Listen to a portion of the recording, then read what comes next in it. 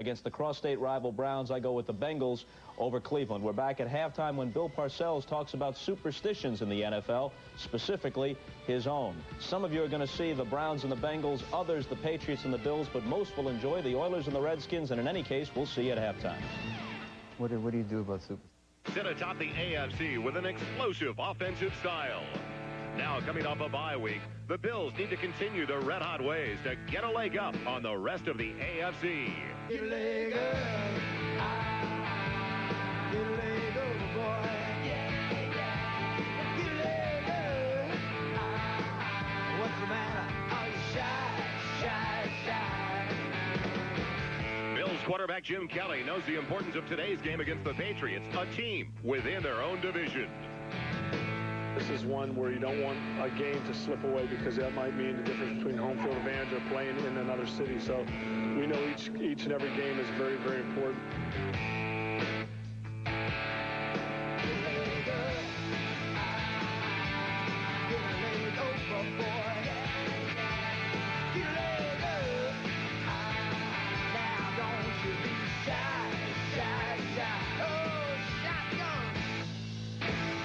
The Bills and Patriots as we kick off week number 10. NBC Sports presents the National Football League. Today, it's the New England Patriots versus the Buffalo Bills. This afternoon, we're at Rich Stadium where it's been snowing all morning. Fortunately, the snow stopped about an hour ago, but still very cold, damp conditions for a matchup between two teams that have been going at it for a long, long time. And 34 degrees at game time. Good afternoon, everybody, and welcome to Buffalo. Joel Myers along with Dan Hampton. The Bills and the Patriots, and what a boost for the Buffalo Bills, Dan. They get one of those two offensive or defensive linemen back, the big one, Jeff Wright. Well, everyone's excited about the return of Jeff Wright. He's a fine player, and he'll help solidify that defensive front, but you can't help but think that everybody here in Buffalo is still waiting for the return of Bruce Smith. And with good reason. The Buffalo Bills, one of the best at getting to the quarterback last year with only 11 sacks so far this season after the first 8 games. So they are looking forward to the return of Bruce Smith. A devastating setback last week for the New England Patriots, a 9-6 loss to the Denver Broncos. Now we find out a little bit more about this young offensive unit, what they're made of, can they bounce back? Well, that's exactly what it was, a devastating loss to Denver last week. And, you know, you talk to Hugh Millen, the quarterback for the New England Patriots. He says, hey, there's no sense in dwelling on that. All we can do is look forward to preparing for the Bills. And I think they've done a great job about getting the teams over that last week and getting them ready for this week's game against the Bills. Who would have believed a couple of years ago that Irving Fryar this season would be one of the oldest players for the New England Patriots on their offensive unit? Not only one of their oldest, but truly one of their team leaders now. Well, I think he is, Joel. If you watch the New England Patriots, you know that Irving Fryar is a guy that is more than just a player. He's a guy that expects to go out and catch 6 or 7 passes each and every game in order to give them a chance to win. Irving told us yesterday he knows he'll see double coverage consistently because of the other young wide receivers, Timpson and McMurtry. But he finds a way now to get those 6 or 7 receptions a game. And many are saying that the last 8 games, it's been the best 8-game stretch in the career of Irving Fryar. Brad Delwiso, the former UCLA Bruin, will kick it away. As you can tell, the wind is really gusting out of the west at least about 20 miles an hour. So it will have to be held for Delwiso by the defensive back Hicks. And waiting back deep for the New England Patriots, it'll be John Vaughn and Marvin Allen.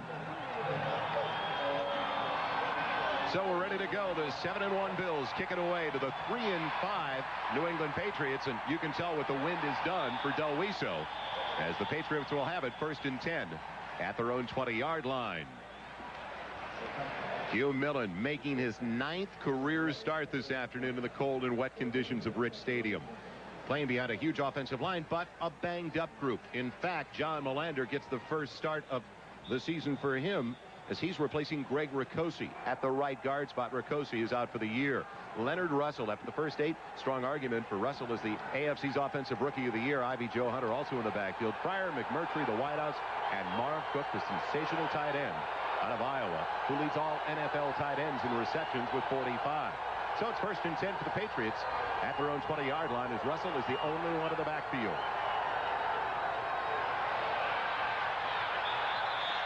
And nothing doing with flags on the play. Carlton Bailey there in a hurry, but we do have flags. Delay a game on the offense prior to the snap. 5 yards, still first down.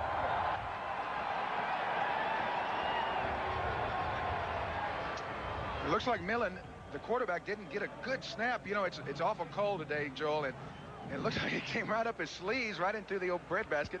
He's able to get the handoff, but there was a motion penalty. Actually, delay of game, so a sputtering start for those Patriots. And now they've got it 1st and 15. Back at their own 15-yard line. Hunter splitting out. The counter to Russell.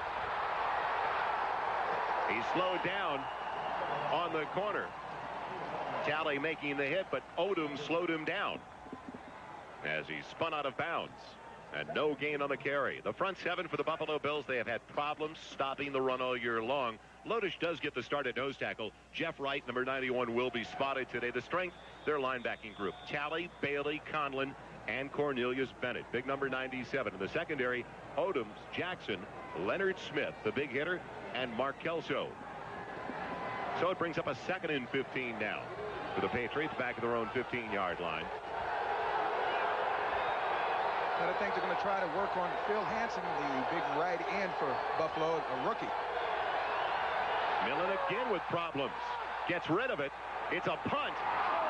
And it's dropped on the interception try as Bennett was hurt on the play. Kirby Jackson almost came up with that wounded one off the hand of Hugh Millen.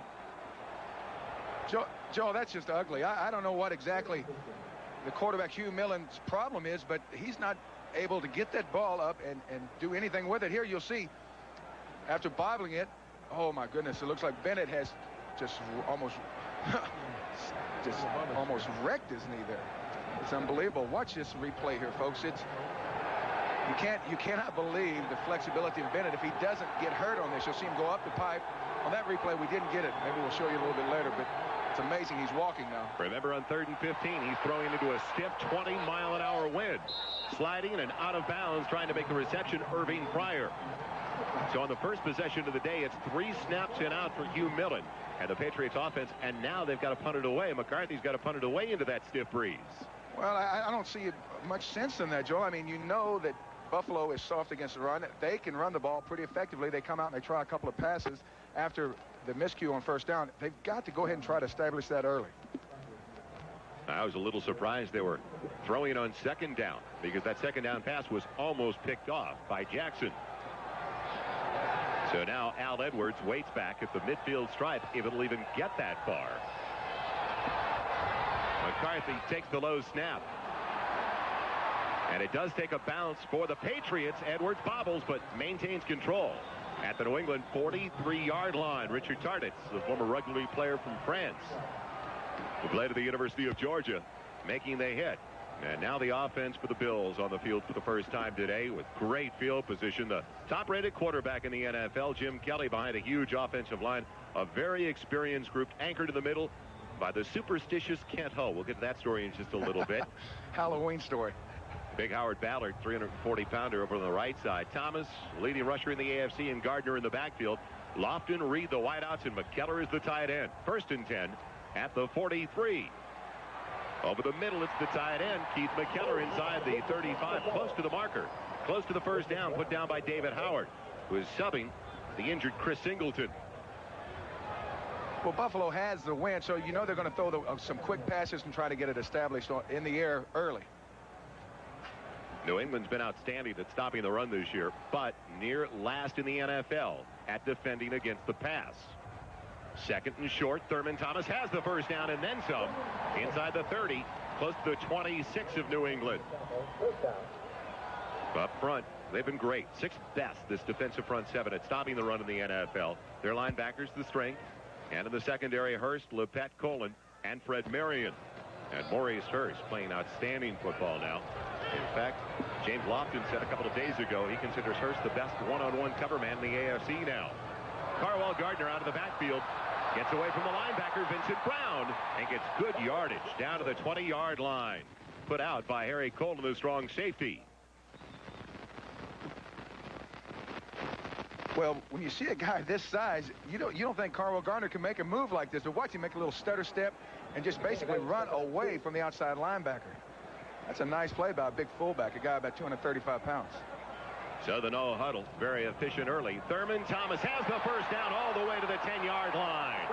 On second and a couple, a big quick hitter as Fred Marion had to make the stop in the secondary, a 9-yard carry. Well, that's not a good sign early on if you're a New England fan for your free safety to be making plays up close to the line of scrimmage, because you know the line and the linebackers aren't getting it done. Here you'll see him busting through the hole there, and Thurman Thomas is maybe the most slashing of all the backs in the AFC now. Thomas just barely pulled down by Vincent Brown, the linebacker, on first and goal just inside the 10. So now, after taking the ball from the New England 43 very quickly, a couple of minutes later, it's outside of the 7, second and goal.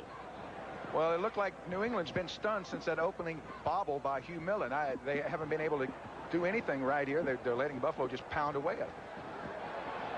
Kelly has time, has a receiver, and it's poked away by Maurice Hurst. James Lofton, the intended target. Well, Joe, you're exactly right about Maurice Hurst. There's an awful lot of good things being said about this young man, and I think that's indicative of right there. That type of play, you're covering one of the best receivers you will have to face in any given week, a guy like Lofton, and then all of a sudden you're able to take him on a real quick poster. That's an awfully tough play for a corner to make, and he made it easy. Third and goal outside of the 7. Counter to Thomas, plenty of blocking in front, and he's barely pulled down by Vincent Brown. Brown's got him inside the 2, close to the 1-yard line. Decision for Marv Levy early. And no decision as far as he's concerned. You can hear the booth in the background as Scott Norwood, the place-kicking unit, comes onto the field. Well, he knows that he's got the momentum right now, and if he goes out and tries something on 4th down, it doesn't make it into the end zone, then obviously New England gains the momentum. He knows he's got him down now. He's going to keep his foot on the throat. With the wind at his back, basically just like an extra point now, as Norwood 7 of 12 so far this year. As the Bills try to take the lead. And Norwood right on target. Chip shot. So it's a 19-yard field goal for Scott Norwood as Buffalo takes the lead over New England. Bills on the field goal by Scott Norwood. I love what Marv told us yesterday when we asked him about the addition of the Bills this year as opposed to last year. He said this team prepares really well. Thomas, Lofton, veterans like that set the example. Makes it easy for everybody else. As Marvin Allen brings back the kickoff. Good moves across the 25, out across the 30, and Marvin Allen with a nifty run back. Well, that's something they need to have early on here on this drive, something to give them a spark, because that last series, it set the tone for the defense, and all that did was result in 3 points against them. From their own 33. Hugh Millen has hit better than 63% of his passes, but they've really had problems all year long inside the red zone. Better than 20 times inside the red zone. The New England Patriots only have 5 touchdowns, too poor a percentage. And coming up with 6 once they get inside the 20. And now it's 1st and 10. At the 33 after the 31-yard return by Marvin Allen. Leonard Russell to the 35 for only a couple of yards. Seems like everything's in slow motion right now for the New England Patriots. Bennett made the stop. And while we've got the time, let's check the Budweiser 10-minute ticker. It'll be 2nd and 7. An early field goal. Kazmarski. Kevin Butler. 21 yards at Chicago with the lead over Detroit. Outside security. And defensive struggles all over the NFL in week number 10 early. Jeff Wright into the game now for the Buffalo Bills on the nose. So Wright with his first snap. Week number 10. And the delay. Leonard Russell. Belted by Shane Conlon, the inside linebacker. A loss of 1. Well, Jeff Wright is a guy that, you know, you don't realize how important these big meat men in the trenches are until they make plays. And here you'll see him coming around on a stunt, not really being a part of the play, but when you've got Wright back, you know, you can do some different things. He's a smart player, a guy that can run stunts, knows how to more or less create seams for those linebackers to fill. He's a real heady player, and he's a big addition back to this Buffalo defense. New England's hit only 34% of their third down so far this season. They're 0 for 1 today. They're looking at third and just about 8. 3 wide receivers setting up for Hugh Millen out of the shotgun. Flags down on the play, and the ball off the fingertips of Marv Cook. He was looking for the tight end. Let's find out about the penalty. Somebody can leave a little bit early. No, a defensive hold, automatic first down. Break for the Patriots. possibly a linebacker hanging on Marv Cook while he's trying to get open on about defensive holding. Number 46, automatic first down. Strong safety. Leonard Smith. Leonard doesn't look too upset about that, but he knows it's early and they've got the lead. So, well, we'll take a look at this. We'll see Leonard Smith on the right of your screen. He's walked up on the tight end. Now you'll see Cook give a little move, and there he's just more or less got a grip on him. I don't know what he thinks officials are watching, but they're not reading the Sunday funnies. That's pretty easy to spot from here, Joel. Automatic first down to the 5-yard mark-off. 1st and 10 for the Patriots. Their own 40-yard line. Pryor and McMurtry, the 2 wide receivers. Leonard Russell gets the call. He's coming off a career best. Gets nothing on this. Maybe a yard falling forward to 41. He had 89 yards.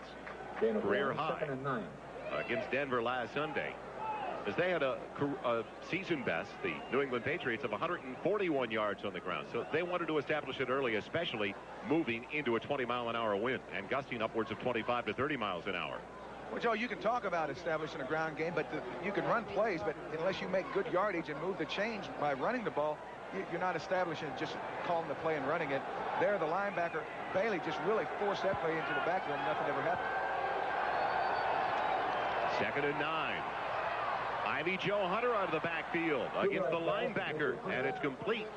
Matching up with Carlton Bailey. Close to the first down. He's short by just about 2. Hunter in his 3rd year from Kentucky. We'll see him here just more or less as a kind of a hot guy. Millen just trying to give him a little pass on a flare, pick up what he can. Bailey, who made the play on the right hash mark the last play, now he's over here making a tackle on the out-of-bounds line all the way across the field on the next play. Very active linebackers here in Buffalo. So 3rd and short, 3rd and a little less than 2. Double tight end set as Ben Coates joins Marv Cook. Leonard Russell has the first down. And he fumbles, and it's picked up by Bennett.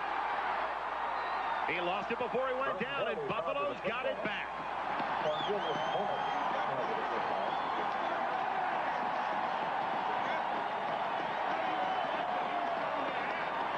Cornelius Bennett picking up the first turnover of the contest, and that was one of the concerns when we talked to Marv Levy yesterday. They're a -7 in the takeaway giveaway ratio. He wanted to turn that around. Well, when you've got active linebackers like we talked about here, Bennett coming from the inside, back out, falling out, making the play, he just happens to be there when the ball squirts out. It was Leon Seals who ripped it away, the big defensive lineman. And Bennett picking up the loose ball. So with a 3-0 lead, Buffalo has it back at the midfield stripe. They started that first drive in New England territory at the 43. Delay to Carwell Gardner. He looked like he hit that moment of indecision when he wanted to go outside, stayed inside. Still got 4 yards on the carry. Gain of 4, it's 2nd and 6. And Jim Kelly told us yesterday that it's going to be interesting to see how New England matches up defensively, because they're a down and distance situational substitution team, and they don't have that kind of time against Kelly, and there's no huddle. Well, normally they have their starting unit, then on 2nd down they'll bring in another group like a nickel, and then on 3rd they'll bring in 2 DBs. 2nd and 6. Wide open, it's Andre Reed inside the 35. Close to the 32. 13 yards on the reception for Andre Reed. Well, Andre was matched up with a safety on that play, and I don't care who you are. I don't think there's a safety in the league that can go one-on-one with Andre Reed. That's a great pick by Jim Kelly. Throw the ball to the guy. 43rd reception of the year for Reed. And Thurman Thomas belted. Still stays on his feet, though. Was he popped in the backfield and still gets about 5 yards. You've talked about guys that run like, trying to tackle a bowling ball. Watch this. You've got a defensive end, Agnew, hit him right square in the shoulder pads, and he goes down. Thurman Thomas just keeps going. He's motoring. Top rusher in the AFC, 3rd best in the NFL. 2nd and 6. And it's James Lofton. Look at I found inside the 25. Close to the first down marker. Jim Kelly had all day back there, and that's something New England knows they have to do. Kelly, they're going to hurt you by running the ball, and a lot of people don't realize how effective Buffalo is running the ball. But all that does is slow the pass rush down. Now here you see Lofton run all the way from the outside numbers all the way back in on a crossing pattern for about 7 yards. That's, that takes a long time for that to develop. Now look at it. All of a sudden they're huddling. The Buffalo Bills are huddling on 3rd and less than a yard. That is a surprise on their home field because noise is not a factor. Kenneth Davis in the backfield behind Carwell Gardner. 3 tight ends setting up on 3rd and less than a yard. It's Kenneth Davis. Almost broke it into the secondary. Loses it on his way down, but they say he was already down with the first down. Near the 21. Fred Marion had him around the ankles. Patriots wanted it because they came up with the ball. I think they're going to come in and it looks like they've got the first down, though. Well, they've definitely got the first down, but that's somewhat of a shock to see the Buffalo Bills huddle on their home field. Noise definitely a factor away from home, but working in their favor here. Gardner, big burst with a flag down to the play up the middle inside the 15. It looks like they threw the flag up on the left side. It'd be either Jim Richter or Will Wolford, the left tackle and guard. May get a number here in a minute, but those guys are doing a terrific job. Opening huge holes and pass protecting super. Holding. Offense. Number 51. 10 yards.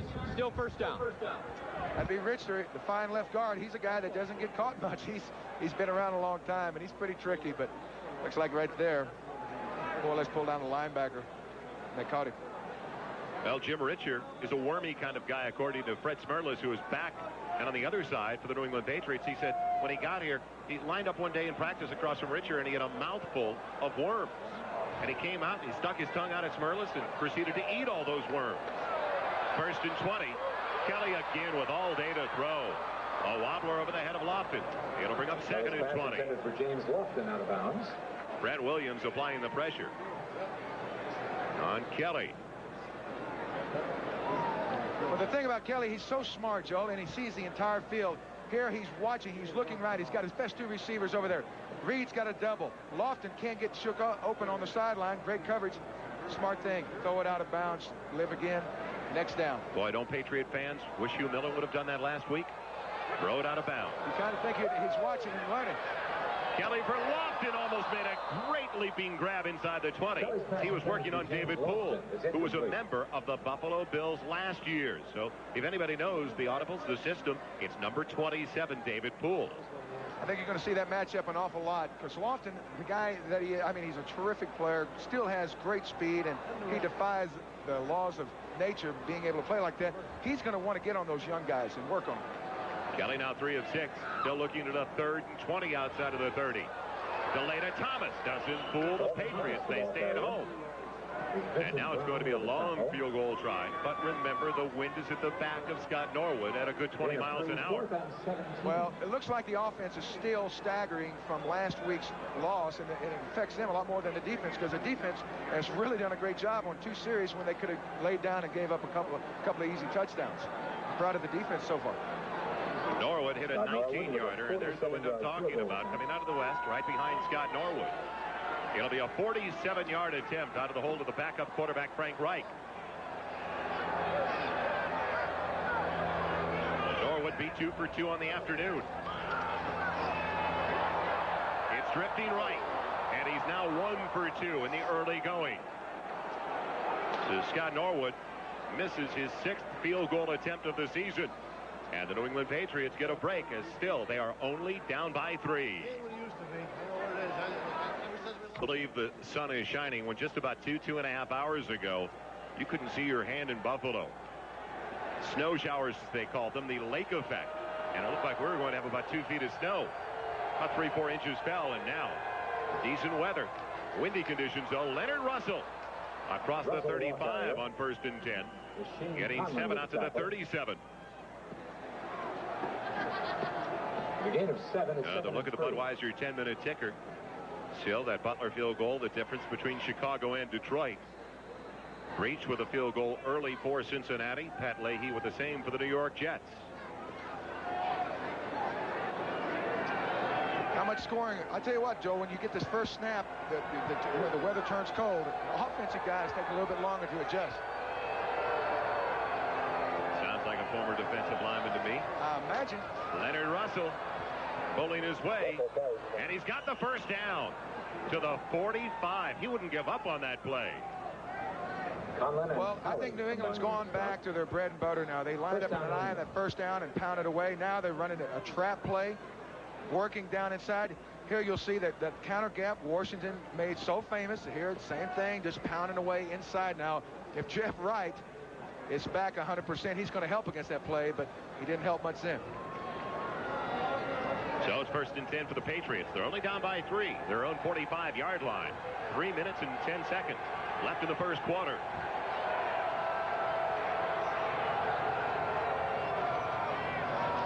Millen on the hurry up over to Fryer. Fryer was blocking out in front. They got the rookie out of USC, the first-round draft choice, Pat Harlow, out there quickly. And Harlow comes up, and he's hurt. Fortunately, back up. He's young. He can bounce back quick, Joe. Come on, those guys, they're not going to get hurt. You're a rookie. You can't get hurt. He was the 11th player taken in the first round as they get 9 on that reception to Irving Fryer. He says, Fryer told us yesterday, I need 6 or 7 catches per game for this team to be successful. And I have that attitude going into the game. He seemed like a very mature and different player from the one we spoke with last year. Well, I think that's the first thing that jumped out to me, maturity. Second, less than a yard. Ivy Joe Hunter. He's got the first down. Inside the 45 of Buffalo to the Bills' 44-yard line. Put down for the strong safety, Leonard Smith.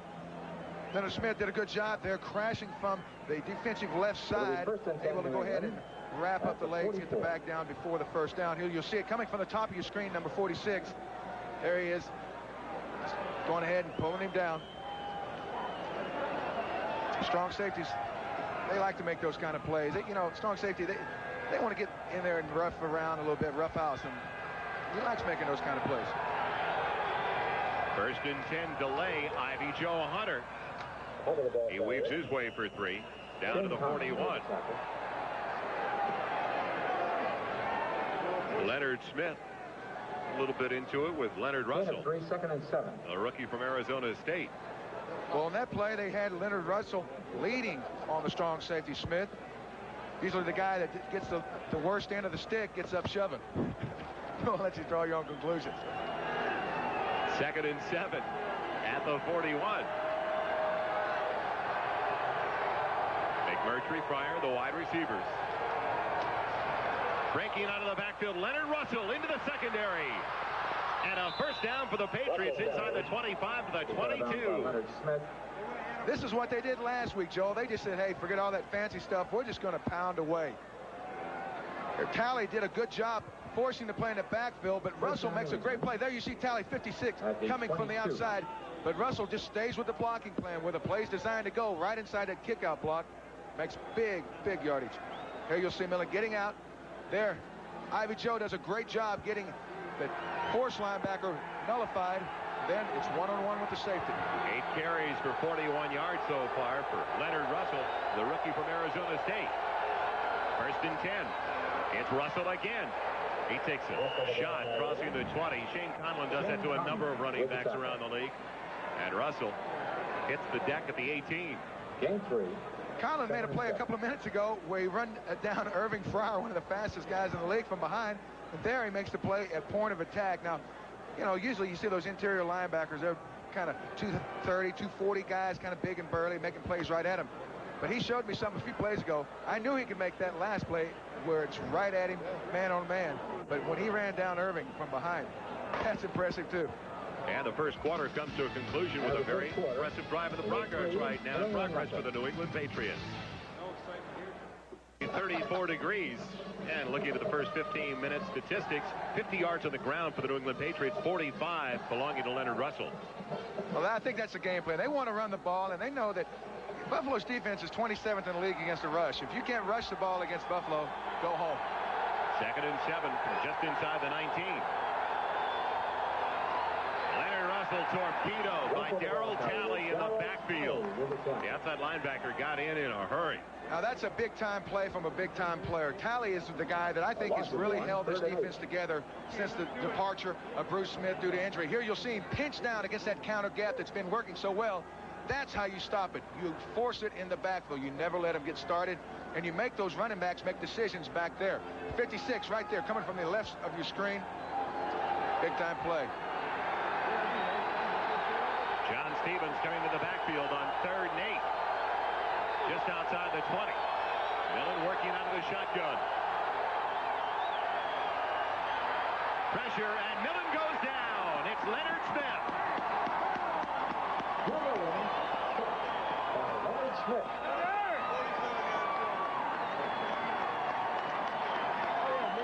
First sack for the Buffalo Bills is only their 12th of the year in game number 9. Well, they got it with a safety getting the sack. Here you'll see Leonard just sneaking underneath on a twist from the outside. No one blocks him. No one was there to pick him up. Everyone was out in patterns, and that's something Millen needs to realize. Down close to the goal line, there's less field to defend. A lot of times they'll bring those extra guys up and either blitz them and make a decision a lot quicker than you want to.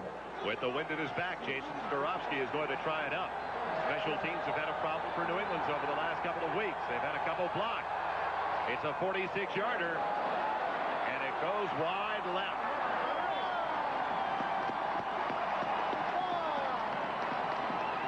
So the Patriots are denied.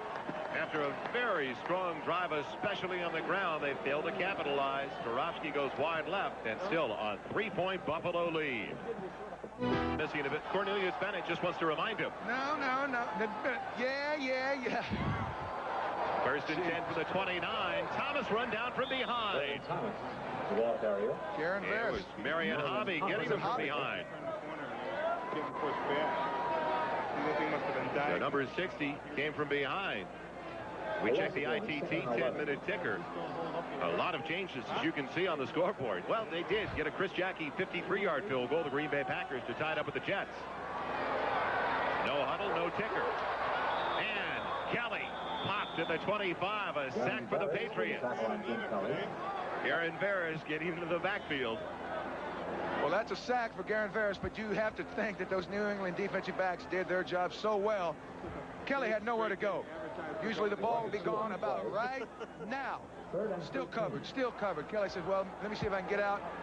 No, I don't think so. I never met a lineman who admitted to a coverage sack, though. Not when I was playing. Big number 99. 3rd and long for Kelly. He's got time. He's got BB. Did he make the grab or not? Yes, and it's a first down for the Bills. So I don't know how tough what these folks at home's job is, but you talk about making a catch like this on this cold of a day. Kelly says, I can't believe he made that catch. You'll see BB just running the corner off, then all of a sudden slam on the brakes and come back to it. Great catch.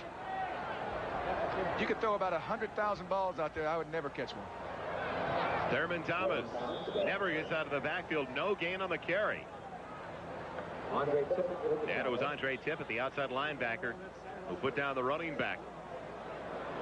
They got it. Well, let's see, they're playing so tight. So to bring up 2nd and 10. Well, New England's done a good job on this series of being able to adjust their defense. Joe Collier, the defensive coordinator, has figured out what he needs to do to stop that Buffalo ground attack, and he's done it. 2nd and 10, Kelly rolling with time. And the tight end McKellar makes quite a grab. First down, Buffalo. 14 yards on the reception. If you're a defensive guy for New England, you got to think, well, we get Lofton stopped, then they'll go to Reed. If we get him stopped, they'll get Thomas. If we get him stopped, they'll go to BB. Now, all because it's McKellar. When are they going to run out of tools? I mean, these guys got the whole bag. It's down to the 40 for the Patriots. Kelly with play action, going deep for Lofton, and it's batted away by Maurice Hurst. He is with Lofton every step of the way. That was super coverage. Now, Kelly just took a whim there and said, hey, I'm just going to throw it up. And it takes a big arm to throw it that far, Joel, against this wind. But Maurice Hurst, Kelly almost slipping out of the blocks there. You get on that paint, that stuff ices up in so much more quickly than the rest of the field. But here you watch Hurst. He'll just tailgate him, just kind of cruising behind Lofton. And he did the smart thing. When he saw Lofton look, he looked, and he never looked back, and he went for the ball. No interference. Outstanding play by the cornerback brings up 2nd and 10 from the 44. Kelly looking for his wideout. It's knocked down, actually, Thurman Thomas. And it go off his fingertips. He was working against the extra defensive back, Tim Gordon.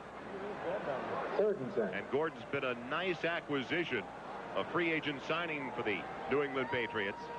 After they cut Darrell Fullington, they picked up Tim Gordon, and he led the secondary in stops with 5 last week in that outstanding defensive effort against Elway and the Broncos. Well, it looks like they've got another good effort going today because they've been doing all the right things to slow down the Bills. Kelly now 5 of 9. He gets him to jump. A free down for Buffalo, and Kelly looking for Lofton just wide of the intended target, working on Hurst again. Joel, I'll give you one clue. Who jumped first? Well, he used to live close by.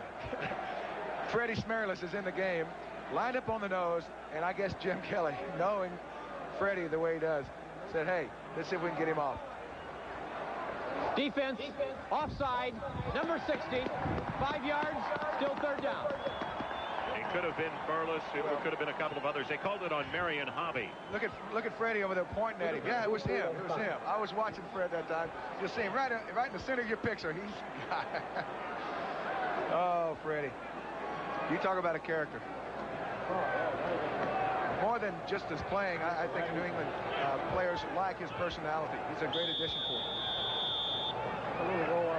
7th play of the drive that started back at the Buffalo 29-yard line. And now it brings up 3rd and 5.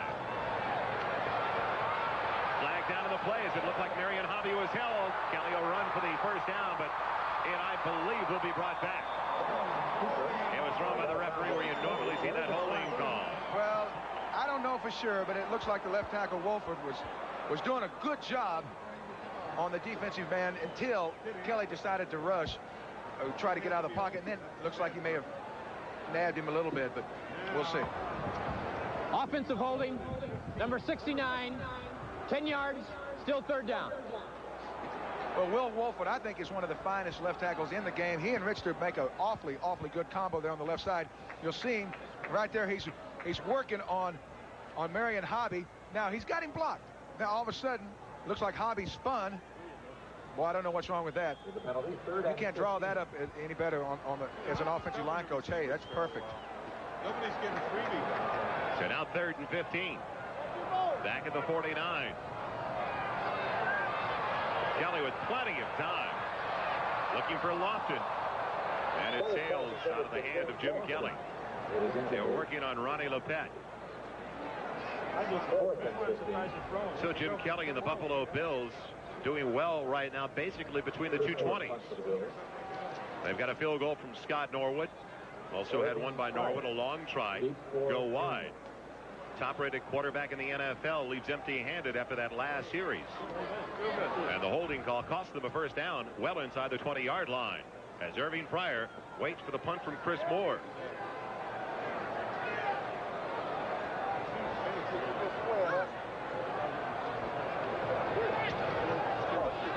And into the wind, a very nice punt by Moore as sails over the head of Pryor. And down early, Chris Hale lets it take a hop. And it's down inside the 10. A 41-yard punt by Chris Moore. Like a nice sand wedge shot into the wind. Little juice came back on it. Perfect position for the punter Moore and the Buffalo Bills. The same cannot be said for the next drive to start for the Patriots. Notre Dame Saturday on NBC. The Volunteers of Tennessee taking on the Fighting Irish. So join us at 1 o'clock Eastern. 1st and 10 for the Patriots, their own 7-yard line. Getting cloudy once again in Buffalo. Leonard Russell out of the backfield with a first down and then some. Kelso hangs on around the ankles. He was taking about 5-6 yards in the process. Russell out across the 25 to the 27, 19 yards on the carry. If you want to watch how to block, watch number 45 left of your screen right there on Darryl Talley.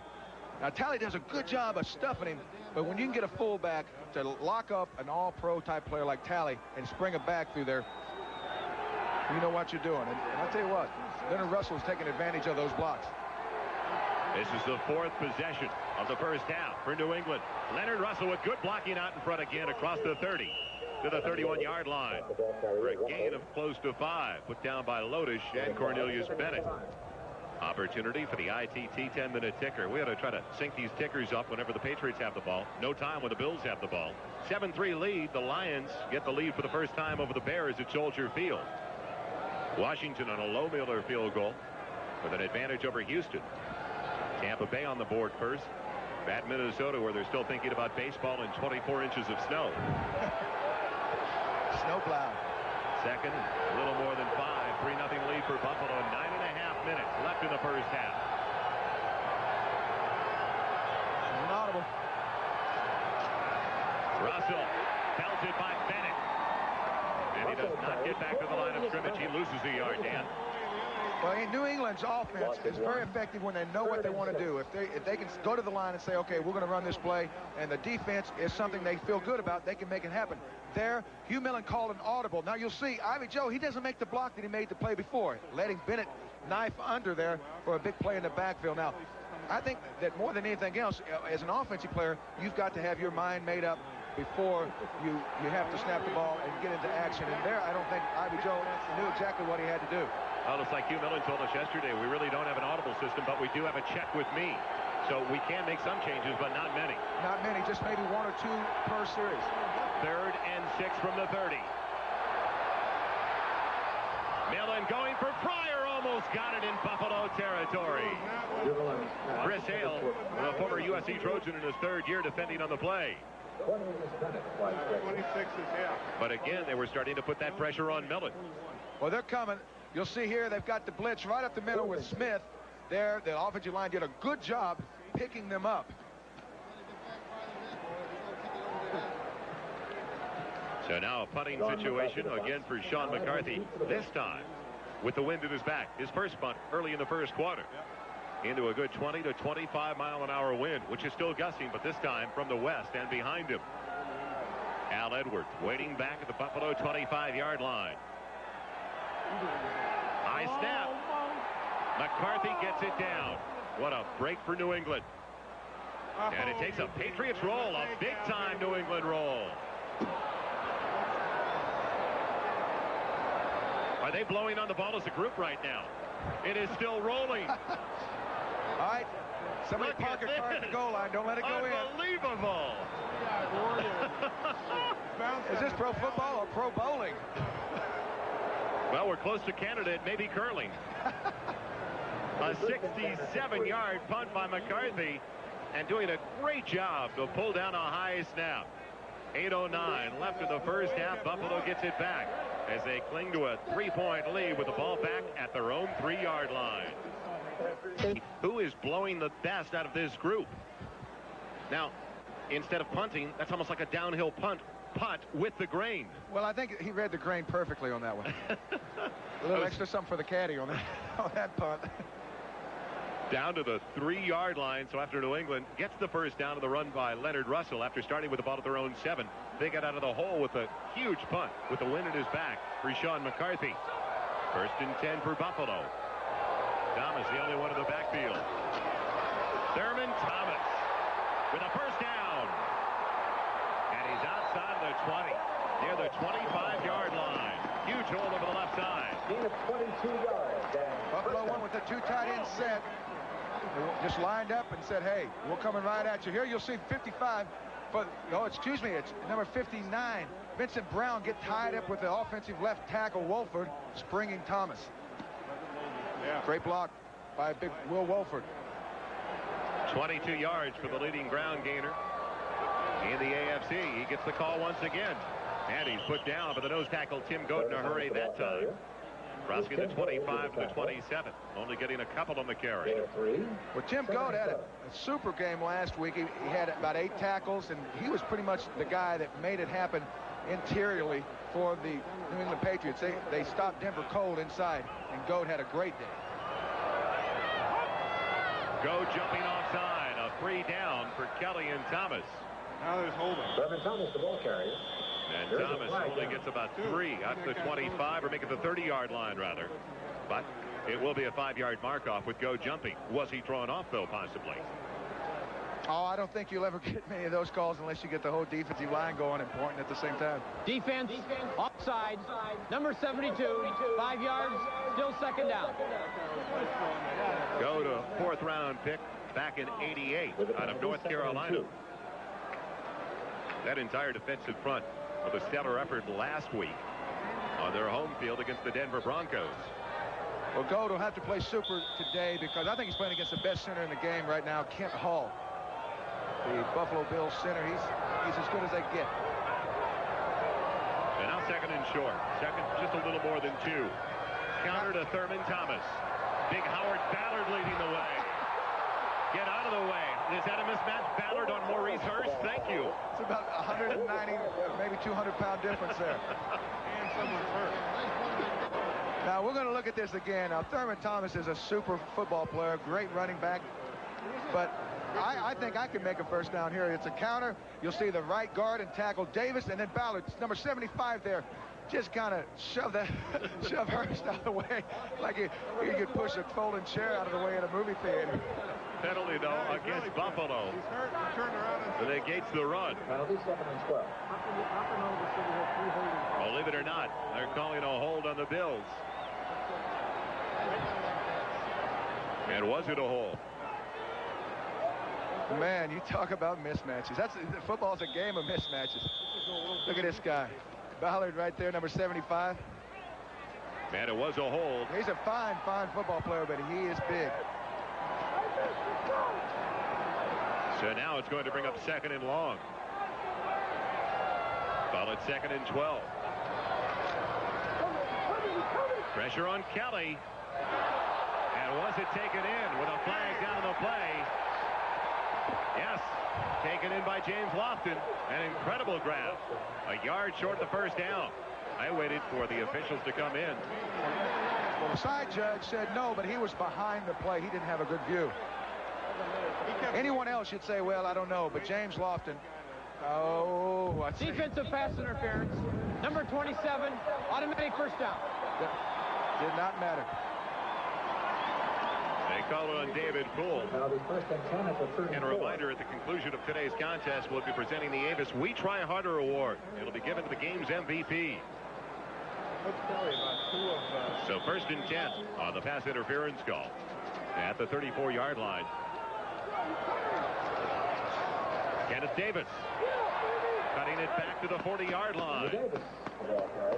And with 6:23 left in the first half at Buffalo, let's head to Bob Costas now for an update in New York.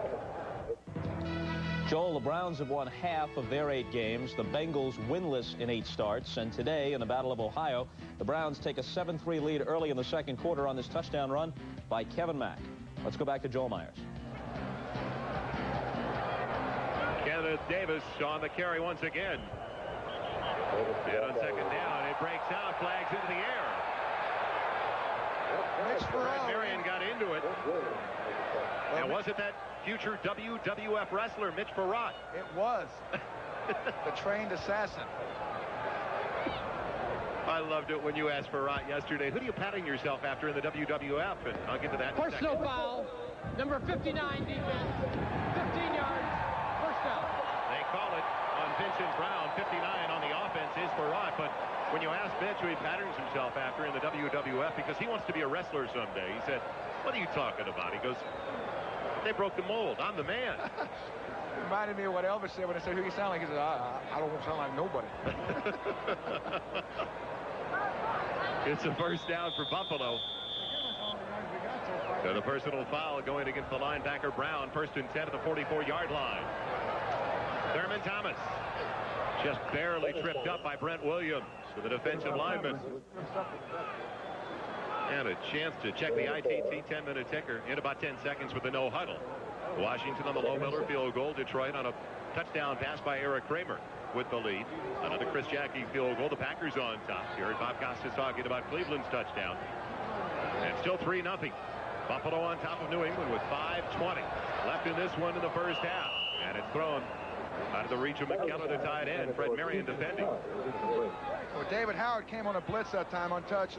Kelly had to get rid of the ball. And looks like they took the Grim Reaper out, and Jim Richter's back at left guard now, Joel. By the way, with that last run by Thurman Thomas, he has just passed 6,000 career combined yards, rushing and receiving. That is saying a lot for a player who's only in his 4th year. 3rd and 6 now. Big play for the Bills. Wind at their back, with Kelly most likely throwing the ball. On 3rd and 6 outside of the 40. And he's got a wide open Thurman Thomas, who can't maintain his footing or else it ticks. Instead, it's 1st and goal at the 8. Well, Howard, number 99, is playing for Singleton, the injured linebacker, so You know, he played super last week, but here it looks like he blew a coverage. Now, we're not completely sure, but he's the guy chasing him, and usually that means, hey, that's my guy. Well, that's the great thing about Kelly. You know, he's big, he's strong, he's tall, and he can see the entire field. He knows if he'd have thrown a better ball, it would have been 6. Play action. Kelly on the naked bootleg, barely tripped up by Vincent Brown. He will not remind you of Steve Young. Well, he kind of reminded me of you running for the cab at the airport last week. Fortunately, I wasn't tripped up. It's 2nd and goal now inside the 4. Rarely do you see Jim Kelly run the ball. Thomas, the only one in the backfield. 3 wide receivers setting up. Thurman Thomas will not get in. David Howard there. It's inside the 3, or it'll be 3rd and goal. It looks like Thurman Thomas got a little kickstart there. They got away with it. So you thought he left a little early. Just a little bit. He broke his left knee. I was watching to see if he was going to run a counter or just a dive. But a guy like that, here's a guy that's leading it. You see right there, he is rocking. Didn't get a chance to see it. Didn't look like he was ever set, Dan. No, he was rocking. And a lot of times, you know, New England or Tampa Bay might be called for that, but Thurman Thomas is leading the NFL in total yards. He didn't do anything wrong. 3 tight end formation. Now they split out McKellar, putting Gardner in the slot. Kelly on 3rd and goal is going to throw. Batted away. Harry Colton, the strong safety, knocked it away from Pete Metzelaars. Big play. Well, it's kind of funny. They bring all those guys in, you know, you think, sure, run. Well, that's when Kelly likes to go with the play-action pass or maybe someone get him out of the pocket. And it's exactly what they went with. Colin made just a real smart play. He got back 5 yards deep in the end zone and broke on the ball. So now it'll be a 21-yard field goal attempt coming up for Scott Norwood. They already lead by 3. Will it be 6? It's perfect. So Norwood with all the points so far today for Buffalo as the Bills are on top by 6. A little more than 3 minutes left in the first half. Fans of the NFL, they have led the league in attendance since 1988. Easy day to take it easy, build a fire. It's on local TV, but there aren't that many no-shows at Rich Stadium in Buffalo. Bills went a long way for only 3 points. So a bit of a confidence builder for the New England Patriots. They didn't break inside the 10. Not only are they maybe the best fans in the league, but they're the neatest, Joel, because they know if they spill something by the time they clean it up, they could have missed a score on, for Buffalo. Well, if they spill it, they don't have time to clean it up. It freezes and they can skate on it. Well, that too. Del Luiso getting ready to kick it away to Marvin Allen and John Vaughn. Into the wind it goes. A short one. It'll be taken by John Vaughn. On the run across the 30. Great field position for the Patriots. As we come back, they will be starting their 5th drive of the first half, looking for their first points with 3:05 remaining in the first 30 minutes of play. Actor at Rich Stadium in Buffalo today. Joel Myers with Dan Hampton. Now the wind is at the back of Hugh Millen with 3:05 left in the first half. Let's see, Dan, if they possibly think about putting it up a little bit more. Instead, delay for Leonard Russell. Gets around the corner, knocks down the defensive back Kirby Jackson, and gets the first down going out of bounds. 12 yards on the carry. You see, this is the 5th possession. That's why I brought up the wind. Their first 4. They have not had a lot of luck when they have been going into the wind, so you would think now with the wind at their back for the last time in the first half, they know they're going to be into the wind again for the 3rd quarter. Will they take some chances? Well, I think they have to, Joel. But they know that the run sets up the pass for New England, and they're going to go ahead and pound away, but look for play action here pretty quick. 1st and 10 near the 47. There it is. Millen with time. Goes for the tight end. Marv Cook can't hang on near the 40. Leonard Smith, the strong safety, defending as Millen took a shot at the end of the play. Well, the play action is something that Hugh Millen feels real comfortable with, and he's a real sharp guy. I mean, he's very, very bright. He reads the field exceptionally well. You'll see him scanning right, left. Then he decides to go back to Cook, his tight end, right in the middle, as he takes a kiss from a Buffalo Bill, Bentley. But that's a very catchable ball. It's a good throw. Marv Cook, I think, is one of the best unknown guys in the entire NFL. He should have had that. Full complement of timeouts for each team. A 6-0 Buffalo lead. A little more than 2.5 left in the first half. Irving Fryer had plenty of room on Kirby Jackson.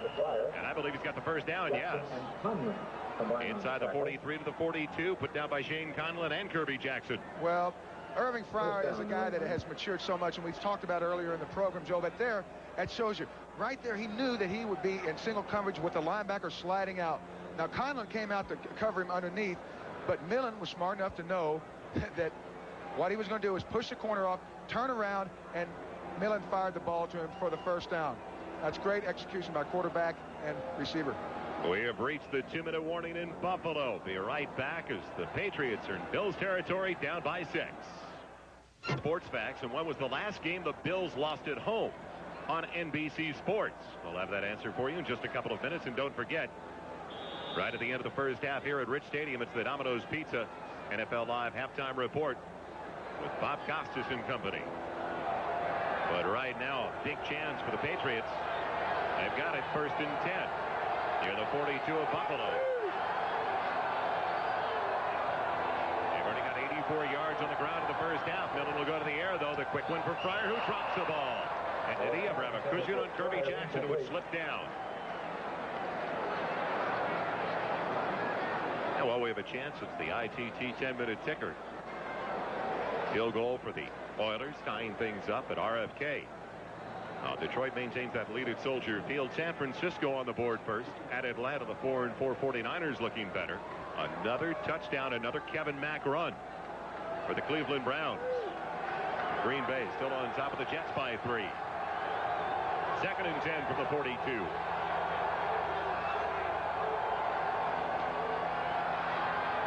Over the middle, Ben Coates, the tight end, still on his feet. And he's got it down to the 35, short of the first down by a couple. And Hugh Millen was telling us yesterday that Ben Coates was a steal in the 5th round, the rookie, Livingstone College. Well, Tom Bass, our player personnel, man, one of the guys that work with the players, he says, I can't believe this guy was there when we picked him. They love him. They think he's got a chance to be a superstar. It's a New England timeout, their first time out of the first half. We'll be right back to Rich Stadium. Anything to break the wind in Buffalo as it's gusting at about 25 miles an hour. I thought Halloween was over. Patriots, critical 3rd down coming up. They are 0 for 4 in 3rd down so far. They're looking to 3rd and just about 3. Long count by Millen. Has Ben Coates, the tight end, for the first down. He's got it to the 27. He took a lick from behind and held on. A lot of times you see teams go to their tight ends in these situations because normally they're going to block. And those linebackers, they'll kind of sell out, and they're easy to get open. You'll see him right there. The linebacker just lets him uncover right in the middle. It's an easy throw, easy catch. 1st and 10, the 27. Protection good for Millen. Again for the tight end, Ben Coates. You told us yesterday with this offense, it's really geared towards the tight end, and he's looking for Cook and Coates early today. And the great thing about that is if Hugh Millen continues to find that tight end inside, it'll keep those linebackers back. It'll keep those safeties inside, and sooner or later he can start going outside to Fryer, McMurtry, those guys with speed, because they're going to have to suck into the middle of the defense because it's soft. That's just making the smart decision very, very quickly, and that's something Hugh Millen, I think, is one of his big strengths. There you'll see him in the pocket. He looks right. Fryer's covered by 2 guys. So there he goes back to Coates, who's basically sandwiched on deep dropping linebackers. Smart move. 3rd catch for Ben Coates. He's got 24 yards in receptions. And the moment you've been waiting for. Our Xerox Sports Facts. When was the last game the Bills lost at home on NBC Sports? Drum roll, please. The Patriots back in '87. That was the last time that the Bills lost at home to a division opponent. The New England Patriots. That fatal day in '87. What's that bright light out there, Joe? I don't believe it. The sun is breaking through. The crowd likes it too. Is that an omen for Patriot fans? Second and short. Second and a yard. Patriots down by 6. Going for the running back. And it's overthrown as they were looking for John Vaughn. Well, they took a chance on second and short. Well, there you saw the linebackers getting good drops. They rushed 4. They dropped 3 linebackers. The linebackers more or less dropped out and fanned into those outside zone areas. Hugh trying to put enough loft on the ball to get it over the linebacker and drop it in before the safety can come over. It didn't work. I thought the line of the week, though, the quote of the week belonged to the quarterback for the Patriots. Hugh Millen, he said after the loss last week, when you make a decision not to play golf or tennis for your livelihood, you open yourself up to a situation where you can let a lot of other people down. Third and a little more than a yard. Leonard Russell diving inside the 20. He didn't get it. Leon Seals tripped him up. Made the tackle. A loss of 1. 4th and 2. So now 4th. And let's see where they spotted at the 19. They need to go inside the 18, close to the 17. A decision for Dick McPherson. Dick Corey, the offensive coordinator in the New England staff. What do you do, Dan? Well, I think what he does right now is very important, not only for the outcome today, but the players on the team. You know, last week with the way they handled the last second part of the game, and, you know, his decisions were questioned all week. We talked to him about it yesterday, and he said, you know, the big thing about it is, he says, I always told my players I'd never do anything to hurt you. I would only make decisions that would help you. And by going for it there on that last play last week, I don't know. I think right now he's doing the right thing. He is going for the field goal. Let the clock run down. They've used their last time out, down by 6. McPherson wanted to get points on the board for his team before halftime. Something you forget about last week was the field goal they tried early in the 4th quarter was blocked. It's important to get good protection here. They've had a kick blocked in each of the last 2 games. Now Staurovsky trying to get their first points of the day, and they do on a 36-yard field goal.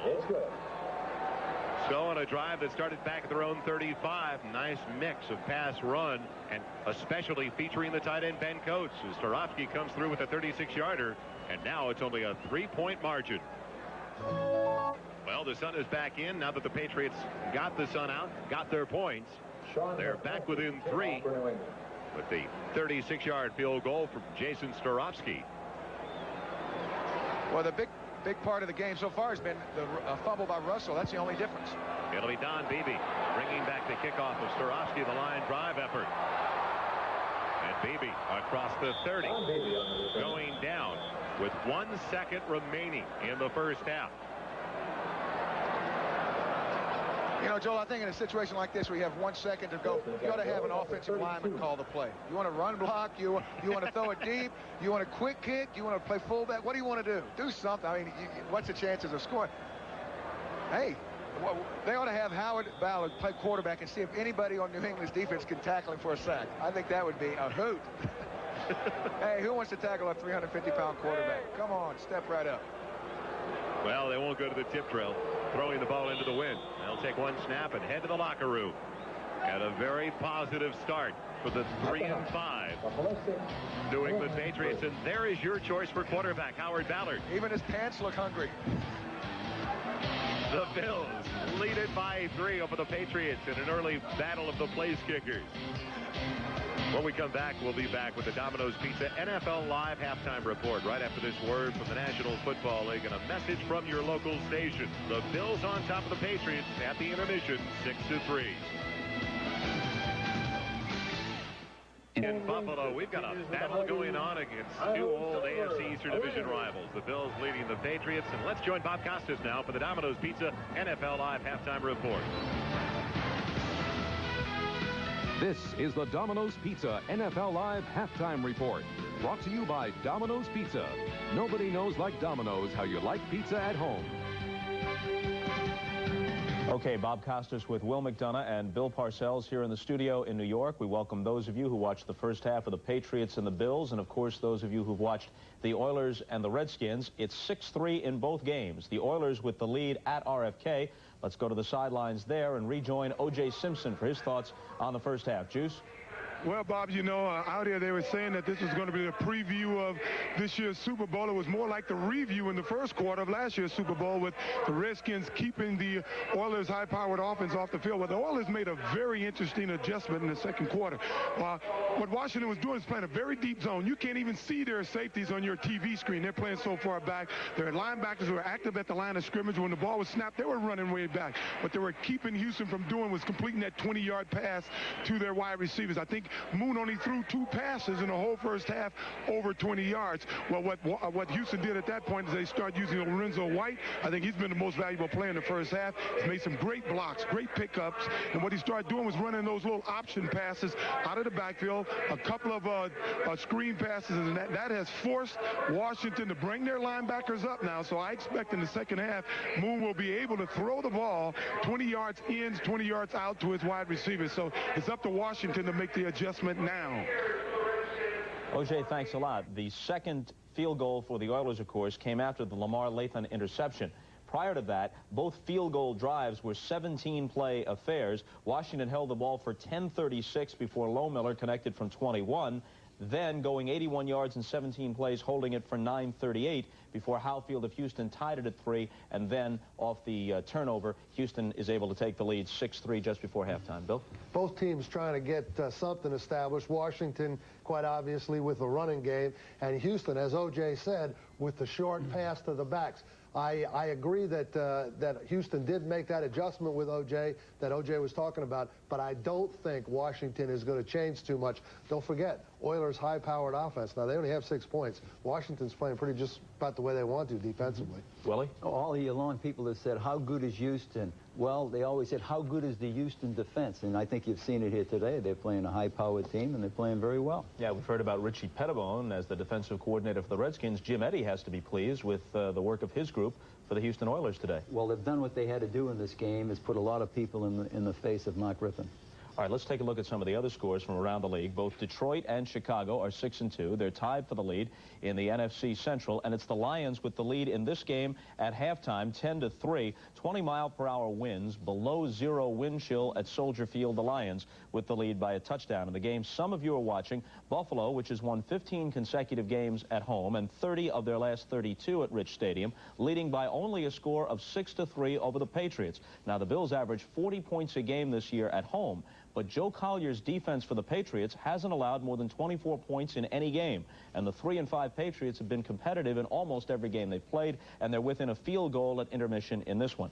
San Francisco has the lead at Atlanta late in the second quarter, 7-0. Steve Young threw a 97-yard touchdown pass to John Taylor. It's the longest touchdown play from scrimmage in the league this year. He threw it from the end zone. Taylor caught it around the 50 between 2 defenders, one of whom was the former 49er Tim McKyer. Then Deion Sanders, trailing the play, couldn't catch Taylor from behind.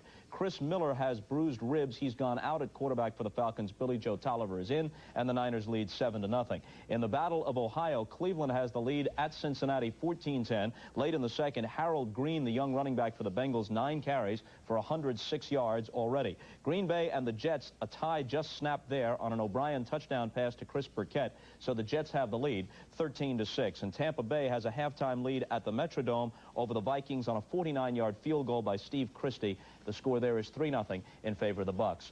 We're back to talk with Bill Parcells about football superstitions as NFL Live halftime activities continue right after this message from your local stations.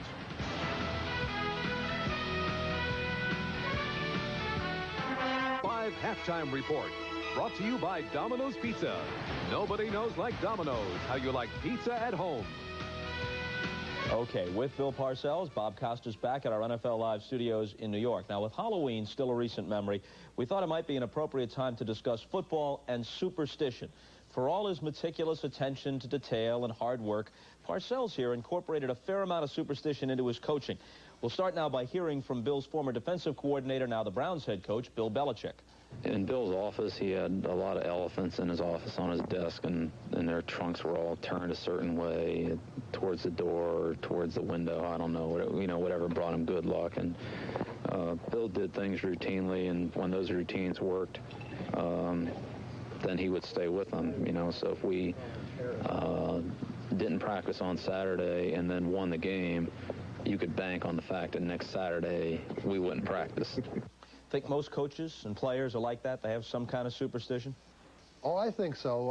A lot of the players never claimed to have any, but I always noticed that they used to call to my attention the fact that we were digressing from what had been the norm, especially if things were going well. So deep down, we had a few closet guys that had the same superstitions I had. You know, the only ones that used to bother me, and you'd hear about them in football, baseball, whatever the sport, is when a guy had a certain garment, and he did well, and then he wouldn't wash it, which is bad enough in baseball where you play every day, but in football where you play week to week, if a guy's going 6, 7 weeks, you know, with a pair of socks, I don't care. It's got to change. Well, we never had those, but we would wear the same stuff, but it was sent to the dry cleaner. Well, that's reassuring. For more on Bill's penchant for superstition, again, we go back to Bill Belichick.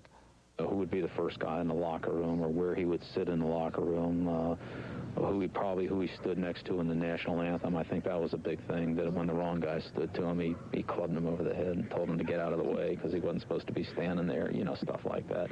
He had a lot on his mind then during the game. Bill could keep track of a lot of things, a lot more than I could.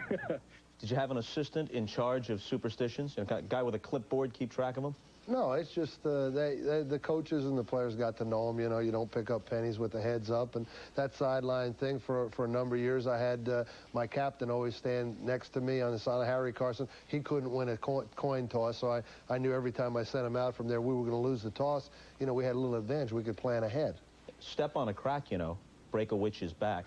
Now, we dug into our archives and found this tape of Parcells talking about yet another of his superstitions. Cats. Black cats, or cats in general. You know, if they cross in front of you, you can erase them. Do you know how to do that? No. Well, you drive your car over where he was, and then you back up, and then you drive back over, then he doesn't count after that. Well, just to make you feel at home here on the set, between cats and pachyderms, there you go. Well, you have to point this trunk toward the door. Trunk has to be up, and he has to be facing the door, and that brings you good luck. Well, with any luck at all, NFL Live halftime activities will continue. Please stay with us.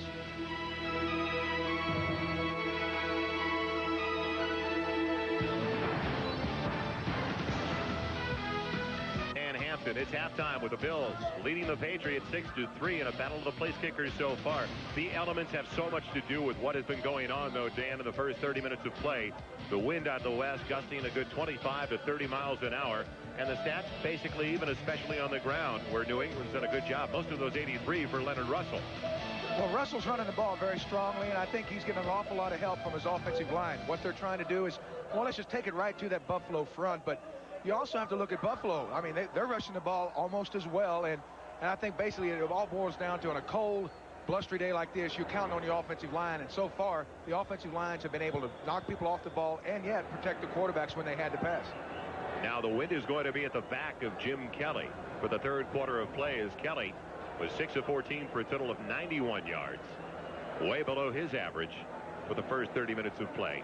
The Buffalo Bills so far this year averaging a little more than 30 points per contest and 420 yards offensively. So give some credit to that New England defense that's done a good job of slowing things down. Well, New England's going to have the ball this quarter. Yes, and they're going to be, Kelly now is going to be throwing into the wind. Exactly. What they did, they said, hey, we'll take it in the fourth quarter. And if anything, I think they're going to be patient right now and let their defense try to make something happen. If it doesn't, they'll go back to the old-time tested traditional formula here the last couple of years.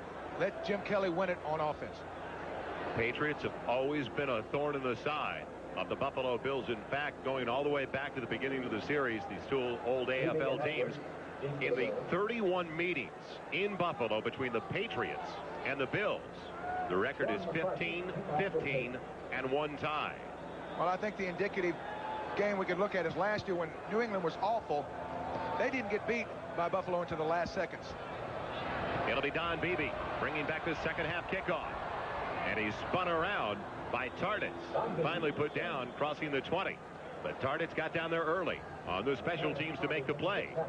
And they'll have it first and 10 at their own 23. You know, we're talking about the offensive line's doing a good job. And it gets to 3-4. The center has to handle the nose guard. And the tackles have to handle the defensive ends. But I think the guys that are really playing well are the two guards on Buffalo and the two guards on New England. They're getting those inside linebackers blocked, and that's probably the toughest job of all the offensive linemen today, because both teams have outstanding inside linebackers. We'll find out now if the #1 offense in the NFL can start to put it together. 1st and 10 of their own 23. And movement over on the left side by the tight end, McKellar.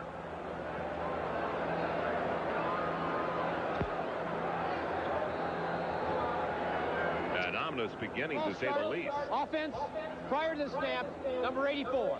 5 yards, still first down. Well, that looked like a pass release, so it looks like Kelly wants to come out and throw the ball against the wind.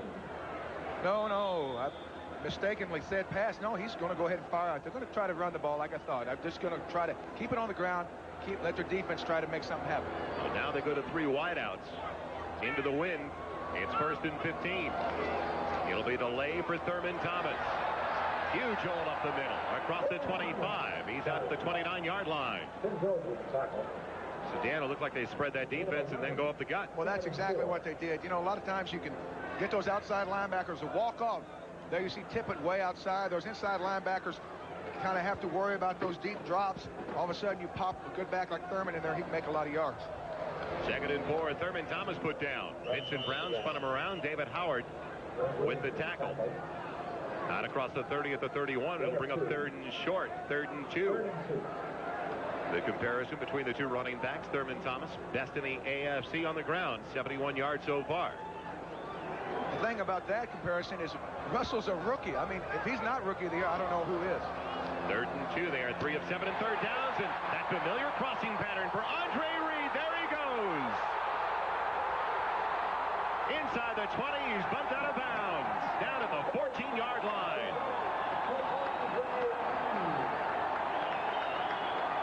A simple pattern turns into a big play. We talked before about how many weapons they have. We haven't heard from Andre in quite some time, but all of a sudden here he makes the biggest play of the game thus far. A simple crossing pattern. He's so big and strong. You can't just arm tackle him. You've got to square up. Those other defensive backs, as they, oh my God, here he comes, and they try to get position. He makes a couple of cuts. Boom, 60 yards. So they convert in a big way on 3rd and 2, and now they've got it 1st and 10 at the 14 of the Patriots. Thomas knocked down by Goad. He gets a yard to the 13-yard line. Well, that's one of those patterns you have to look for when you play the Buffalo Bills. They love to go to Reed across the middle. He and Lofton.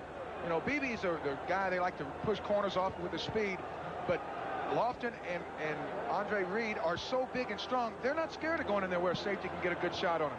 They're big and strong enough where they can catch the ball and yet make something happen.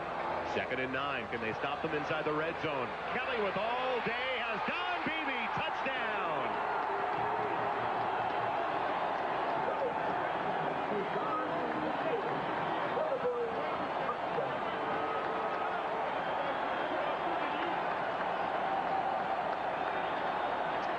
Right there is exactly what can kill you. You start worrying about those crossing patterns. You see those safeties jumping down inside. Then you leave your corners one-on-one with a guy like Beebe. It's not a real good situation, especially when you don't get rushed, Joel. I mean, Kelly could stand there all day, sell cars if he wanted to. Offensive line doing a terrific job. Kelly throwing the ball perfectly. And remember, the Bills did this working into the wind. Well, I said they'd stay on the ground. That's what I know. Norwood in for the extra point. And the Bills go up by 10. So the 13-yard touchdown taken in by Don Beebe, one of the quickest members on that offensive unit. 10-point Buffalo lead. The headgear is out in force in windy cold Buffalo. And welcome back once again, Joel Myers, Dan Hampton. The Bills up by 10. John Vaughn and Marvin Allen wait for that kickoff. It'll be taken by Allen inside his own 15. And put down, crossing the 25 at the 26-yard line. Marcus Patton, the former UCLA Bruin, the first one down there for Buffalo on the special teams. Now Hugh Millen, a spotty first half. 6 of 12 for a total of 51 yards with the wind at his back. They have to make some noise offensively. Well, I think he did a good job in what he was asked to do, except for that first series. And that first series is so important, especially after what happened last week. It's good to come out and show your composure. It didn't happen, and looks like they never got into sync in the passing game. I think they're going to have to go to it now, Joel, with the win. They jumped out here. Pryor jumped on the bottom. No, excuse me, McMurtry. Movement by the wideout. Larry Nemmers, the referee this afternoon.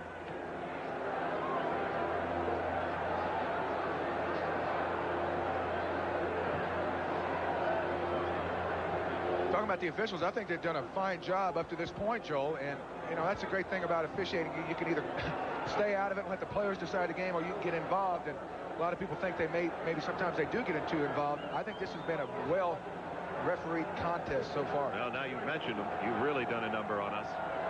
The whammy. Now is Walt Corey on the sideline, the defensive coordinator. Cornelius Bennett thought he saw movement by the wideout. Hey, he did move. I was watching it. I don't know. We might show a replay. Help straighten this thing out a little bit. Full start prior to the snap. Number 86 offense. 5 yards, still first down. I still don't think Cornelius likes the call, but that's the only one I could see. So the call goes against Greg McMurtry in his second year from Michigan, a third-round draft choice last year. And that's the thing experience will give you. You're not making crucial mistakes like that early. You know, they needed to come out and establish something, yet now they're starting in a hole, 1st and 15. Ball back inside their own 21-yard line. Leonard Russell. Nothing doing on the left side. A yard, and that is all. Jeff Wright. Along with Hansen. Well, I said something earlier about how they're going to run at Hansen. They like the matchup they have with Armstrong, the big tackle, number 78 there. You'll see Hansen doing a good job getting his arms out, loading up, making the fullback, Hunter, take him. That frees up a linebacker to come over untouched and make the play. Hansen did a terrific job there. We haven't heard much about him so far. But that's a big-time play there. He's the rookie from North Dakota State, their second-round draft pick. 2nd and 14 now to 22. Dumps it off to Russell. And the Bills are there in for Shane Conlon over with Kirby Jackson. After Russell made the first man miss. Not exactly the ultimate now for the New England Patriots. The pressure they put their quarterback under. 3rd and long, and only his 9th NFL start. Well, the good thing is for New England is they haven't been able to get a pass rush without blitzing someone. Here, Bennett bangs the tight end pretty good. Then he gets back out there in position, except for the spill being a little slippery. He goes down, but that's a great play by Cornelius. Jamming tight end, getting out, and making something happen. New England only 1 of 6 on 3rd down conversions. 3rd and long. Pryor's got the first down, taking it across the 40 to the 44-yard line. Irvin kind of landed hard on that cold, rock-hard field. Maybe the ball knocked some air out. I hope he's not hurt too badly, but that's the kind of play that you look for in a leader. You know, we talked earlier about the maturity that he's displaying now on and off the field. A lot of times a quarterback needs to develop a guy he can look to first and foremost. There was no question. Hugh Millen was on Irving Fryer all the way. He landed on that left shoulder. He is working with a broken finger on the 4th finger of his left hand, the wedding ring finger. The ball was on that side. He landed on the side with the left shoulder crashing into this hard frozen turf in Buffalo. Find out about Irving Fryer when we come back to Rich Stadium. To be okay. We've been watching him on the sideline. It looked like he was nodding that I'm all right. It looked like maybe he just had the wind knocked out of him. Yeah, you'll see him right there between the gentleman in the blue coat and the red tarp. And that is good news for New England fans because he is their big strike guy on offense. You know, they got big, strong backs. They've got good receivers and good tight ends. But he's their big strike guy, and they need him. 1st and 10 for the Patriots after that big reception of 23 yards by Fryer. They've got it to the 44. Millen with time again. And his man McMurtry releases over the middle. Still on his feet. Inside the 20-yard line. Big play to McMurtry to the 16. Well, we talked earlier about the fact if they're going to throw the ball and get back in this thing, they've got to climb in the boat now and start paddling. Hugh Millen running a little play action here. Freezes the interior rush. They're not a factor. He's able to go ahead and find McMurtry down the middle on a deep seam pattern where you get underneath the safeties, excuse me, not a seam, but a deep crosser where you get underneath the safeties and behind the linebackers. Perfectly thrown pass, catching McMurtry right in stride. Is he saying you who or Hugh is saying you? 40 yards on the catch. First and 10 at the 16 of Buffalo. Stevens in the backfield now with Russell. And they're throwing on first down. Millen in trouble, goes down. Jeff Wright with his first sack of the season. Big play. Jeff Wright. And then John Melander getting into it. The guard who's getting the start for Greg Ricosi. That's the second sack today for the Buffalo Bills. Well, I think you'll see it right here. The center takes Wright and then more or less gets off balance. Wright just hand fighting with him. Gets the center Chilton off balance and comes back inside. That's what he can give you. Jeff Wright is really the only pure power player on the field for Buffalo at this point. And they need that type of push up the middle to collapse the pocket.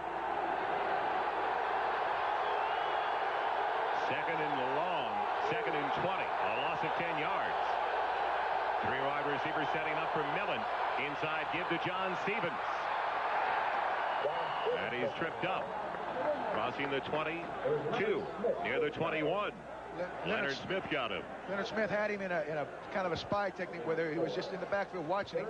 You'll see Smith right in the center of your screen, number 46. He's just watching the fullback. That's his job. Wherever he goes, you get him. If he blocks, you can blitz. If he gets the ball, you go tackle him. So now after that 4-yard carry for John Stevens, it brings up 3rd and 16 for Dick McPherson and his crew.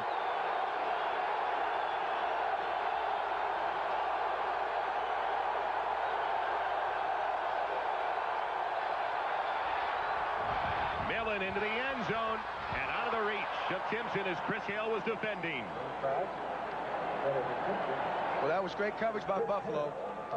Chris Hale is a guy that is silky smooth and able to get in the back pocket of receivers.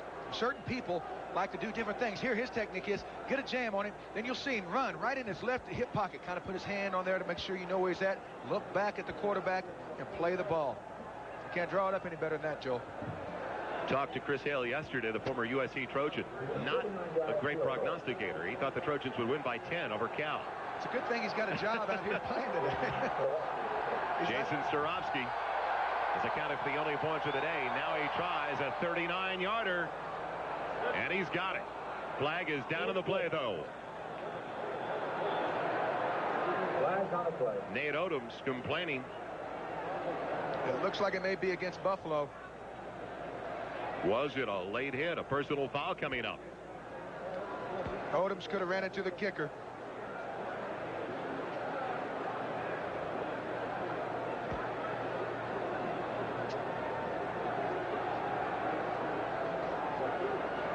Well, roughing the kicker is first down, so that's a big play. Odom's trying to make something happen, turning that corner in great shape, maybe taking 1 or 2 steps too many. His momentum carried him into the kicker. We'll get a call here in just a second. Marv Levy doesn't like it so good. But that's not dirty football or anything, Joel. I mean, those guys, that's a thankless job. You'll do that an entire season. Turn that shoulder. And I'm talking about those outside guys turning the corner here. It's hard. And you have to lay out on this AstroTurf time and time again. And maybe once a year you'll get a block. But it's a thankless job, and he's a good player, and he does it well. A little bit too much momentum there. The options presented to head coach Dick McPherson.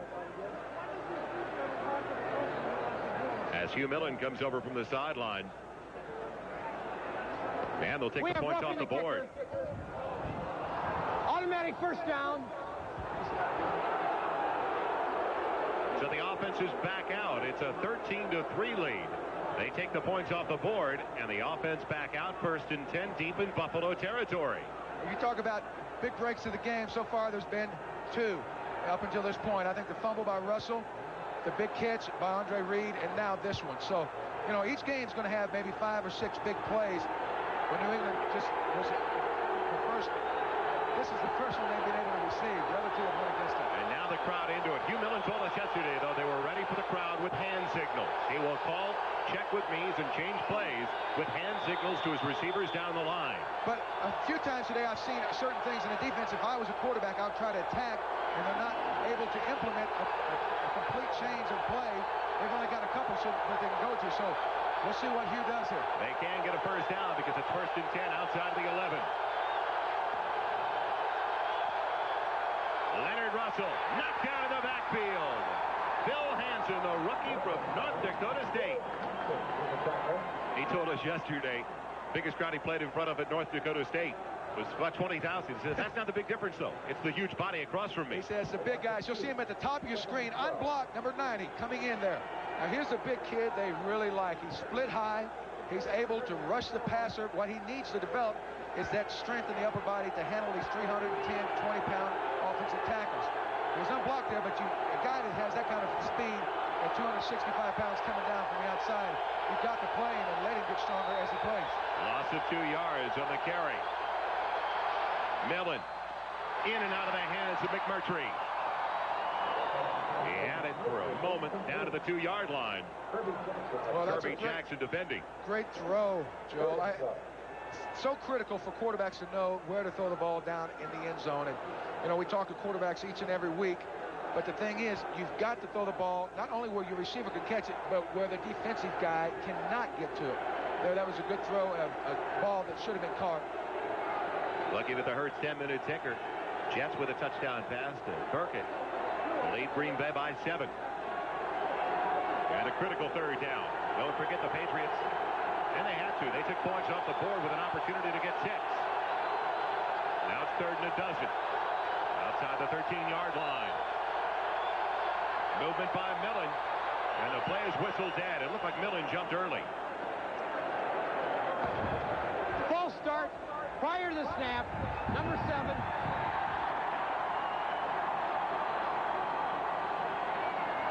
Now, you know, Chris Millen's got to be kicking to himself. What has happened here? He sees something. He can't wait to get the ball back. Before the false start.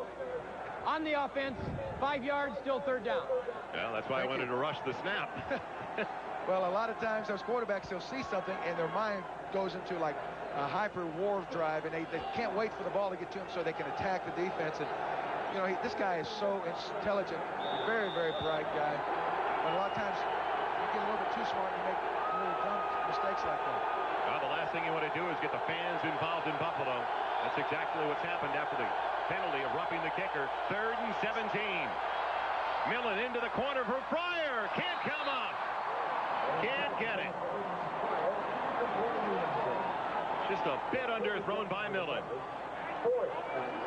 Not only that, Joel, he had an awful lot of time. Buffalo only rushed 3 guys. He had all day. He could have waited for somebody to uncover and smoke the ball in there. Instead, he tries to go on a little timing pattern and just never really gets enough zip on it. Although Fryer run a terrific pattern and uncovered, the ball had been a little bit harder thrown. Now Staurovsky had a 39-yarder they took off the board. He'll try one more time, this time from 35 yards out. The spot at the 25-yard line. The wind at his back. And it's tailing. Did it go inside the upright? No! He misses. It pushes wide right.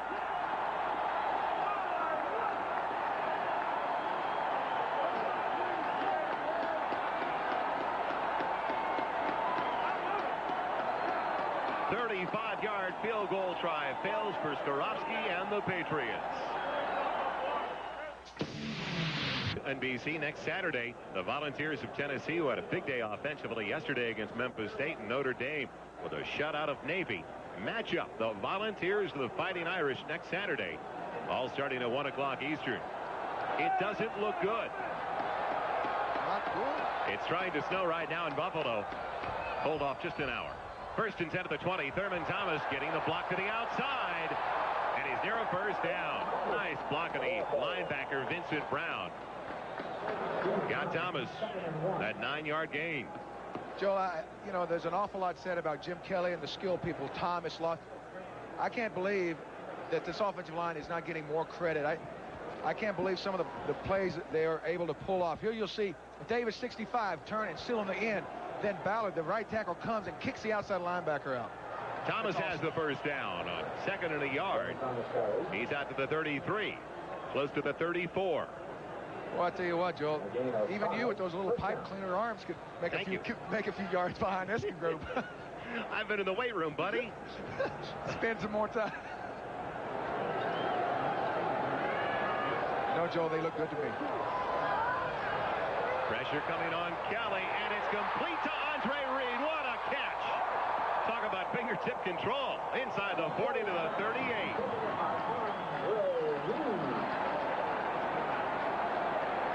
It looks like Jim Kelly, who was a little off in the first half, and it's hard for people to believe that they're throwing all this skill part of the game, the throwing, the catching, the snap, the bobble, all that, it affects you for a little while. Kelly is back on track now. You saw him throw the ball perfectly there. Reed able to bring it in. Oh, that's beautiful. That's symphony. Put some string music to that one, guys. 1st and 10 to the Patriots 38. Thomas bouncing around. He'll lose yardage.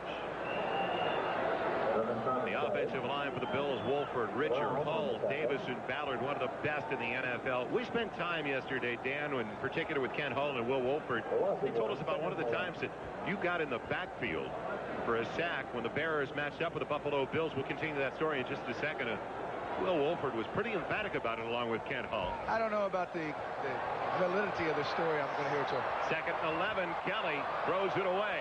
Good idea. But back to that thought, Will Wolford came over to back up Ken Hull, and he said after you got the sack, all of a sudden you put a fist in the air, flex your muscle, pat your muscle, and say 4, 5 times. I said, wait a minute, 4 or 5 times? They go, yeah, bench pressing 400 pounds 5 times. See, I'm not sure about this story now. I'm going to have to clarify this with these guys after the game. Now, I don't know if I remember that. I don't know if that happened. Well, we talked to a number of the offensive linemen. Wolford came over when Ken Hull was telling me the story, and Wolford said, yeah, it was you. You tried to put it on Steve McMichael, but it was Dan Hampton. Flags into the air on 3rd, and just about 12 back at the 40-yard line. Well, one of those liars jumped off. No. False start, 65, offense, prior to the snap, still 3rd down. And it was John Davis who was over in the conversation, backing them up, I might add. Well, I don't know if there's a better offensive line playing as a group today. They jumped off sides here, but the thing they do so well is certain guys can run block well and not pass protect so good, but these guys can do it all. Their offense is #1 in the league, and sure, they got the skill guys, but that offensive line is probably the main reason. You get a polygraph test right after the game, buddy. On 3rd and 17, going for the bundle. Don Beebe down the middle, intercepted by Fred Marion. Intercepted by Marion, and the Patriots get it back. Well, you can see the way the wind has an effect on the ball. That wind held that ball up. Normally, that ball may have been all the way to the back of the end zone, but it held up just enough where Marion could get under it. You're talking about a guy that has been a steady hand, someone that New England could count on for years and years. Marion starting his 101st football game today for the Patriots. You'll see if our camera gets back, there we are. Saw him just play it much like Shelley Davis did in the series last week. First turnover committed, and Fred Marion will have some fun with that one because he picked off his former teammate. They were college teammates at the University of Miami. I asked Jim Kelly yesterday, I said, have you ever had 3 straight passes picked off like the last game against the Cincinnati Bengals, the first 3 possessions? Kelly looked at me and goes, not even in midget football. There's no midgets playing today. It's 1st and 10 at the 20-yard line. Patriots are down by 10. Leonard Russell, not much available. Maybe gets a yard and a half. But under 6:20 left in the 3rd quarter. Houston still with a 3-point lead over Washington. Detroit on top of Chicago by a 4. San Francisco on a 90-plus yard pass play to John Taylor. Cincinnati looking for their first win of the year. They were down early 14-3, but leading by 6 now. Jets by 7 on that pass to Burkett. And Minnesota finally on the board with a 1-point advantage over Tampa Bay. Well, there's 5 minutes left with the wind here, so look for Millen to go ahead and try to get something in the air. Millen is throwing, going for Fryer, and over it throws Irving Fryer with the coverage provided by Kirby Jackson. Millen, who played so well in control of himself in the first half. Now he's throwing the ball a little bit like he's forcing it at times here. But that play right there, Millen had his mind made up on that play, having Irving Fryar run the streak. He never looked off. The corner was in great position from the get-go. He's got to go ahead and come back across. Look for somebody else. Look for a tight end. Somebody else. Don't go for it all in one bite. Take little bites if you have to. Third down's been a problem for the Patriots all year long. It continues today. This is third and just about 9. Buying time. Millen in trouble and on his way down. Bennett got him first and Lodich cleaned up.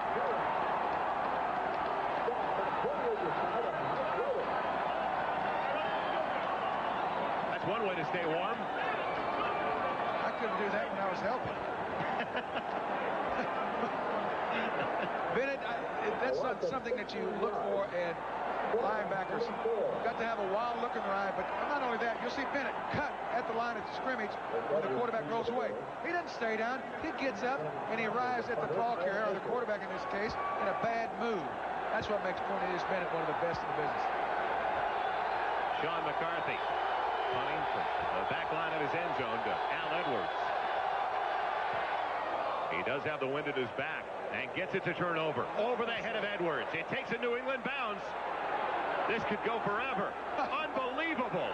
Inside the 5 all the way down to the 1-foot line. Stopped just before it hit the goal line. Safe to say it's another career best for Sean McCarthy. But it won't go in the record books because it's wind dated. We'll call the Track Athletic Federation before it's over. 93 yards on the punt. The New England Patriots record book, a 93-yard punt, the longest in Patriots history. Previous best was back in '84 by Luke Prestridge, an 89-yarder. That'll do a lot for your average, 63.3. So go along with that 93-yarder for Sean McCarthy. So Buffalo.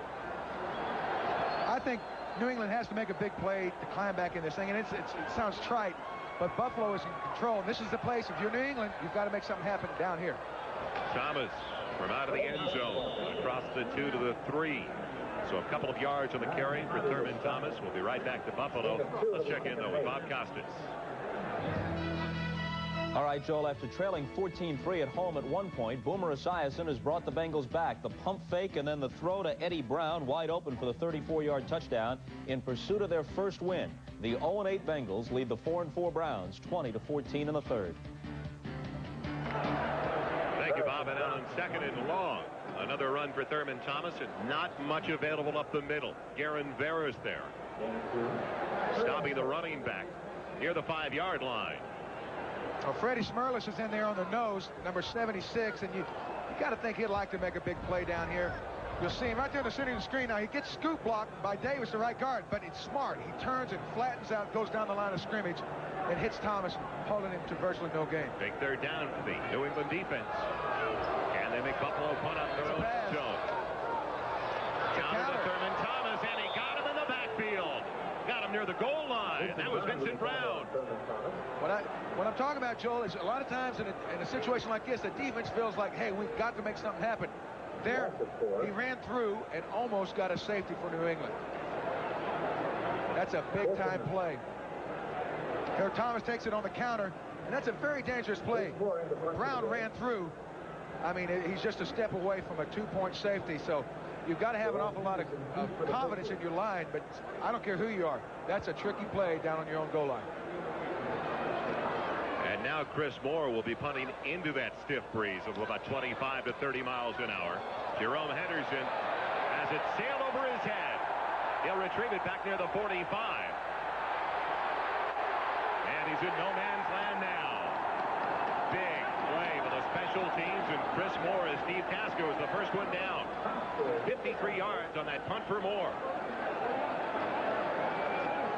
Well, Tasker's one of those guys that you count on to make a big play in the special teams. And that could have been a nice return for New England, even though it was a good kick.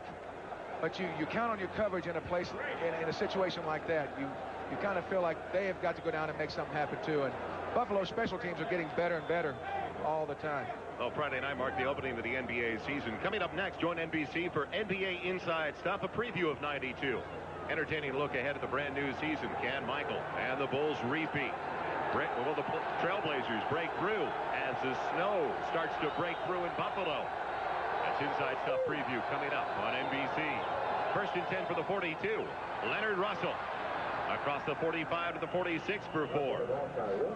And we remind you this telecast is presented by authority of the National Football League and is intended for the private use of our audience. Any rebroadcast or other use of this telecast without the express written consent of the Buffalo Bills and the NFL is prohibited. This game is the property of the National Football League, the New England Patriots, and the Buffalo Bills. All rights reserved. Joel, on that last play, number 50, Ray Bentley, came up, forced the offensive guard, kicked him off, and made the play. And Bentley's a guy that doesn't get an awful lot of publicity, but he fits in with the rest of those linebackers. He's terrific. Leonard Russell. Good surge by the offensive line. Not much of a hole, but they did get about 3 on the carry. Out to the 48. They're short, though, by close to 4 yards for that first down. And they've got to take advantage of this field position. It's the Hurts 10-minute ticker. We knock them out, don't we, today? Washington, with a low Miller field goal, has tied it up at home against the Oilers. Detroit still on top by 4, with San Francisco clinging to that 7-point advantage. Other scores around the NFL in week number 10. We talked about Sam Weiss of the Bengals looking for their first win. Jets still by 7, and Minnesota gets another touchdown.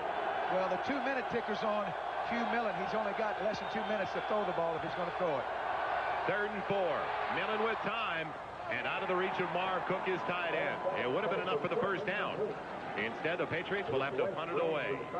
Well, you also have to think they're punting away and punting the wind away also. And, you know, that's disheartening if you're a New England fan, because Millen is one of those guys that plays within himself. He doesn't force the ball. He doesn't do a lot of erratic things. But it's going to be a lot tougher for him to get it done in the 4th quarter than it would have been here in the 3rd. He did have time on that last sequence. The pocket held up well.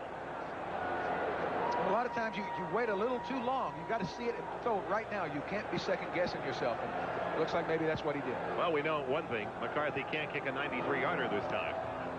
Al Edwards waiting back. A run-up. His own man almost got in his way, and he does fumble the ball. Do the Patriots get to it? Yes. New England's got the ball at the 15. Well, we talked about New England having to make something big happen. Looks like the special teams has done it since the offense and defense hadn't been able to get it done.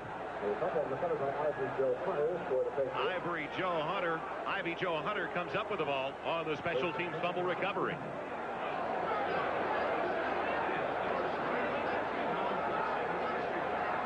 It was the big tight end, number 87, Butch Roll, who probably obstructed him a bit.